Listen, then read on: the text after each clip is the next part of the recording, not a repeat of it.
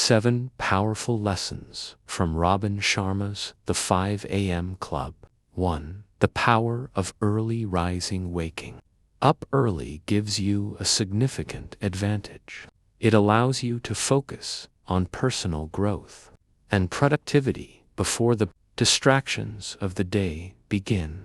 Formula: dedicate the first hour of your day to 3 essential activities. 20 minutes of exercise, 20 minutes of reflection or meditation, and 20 minutes of learning or reading. 3. The importance of solitude. Spend time alone to connect with yourself.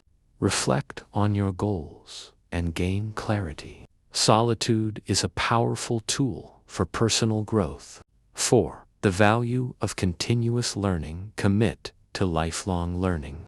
Read books, take courses, and attend workshops to expand your knowledge and skills. 5. The discipline of focus. Develop the discipline to focus on one task at a time. Avoid multitasking and prioritize your most important work. 6. The power of positive thinking. Cultivate a positive mindset by practicing gratitude, affirmations, and visualization. A positive outlook attracts positive experiences. 7.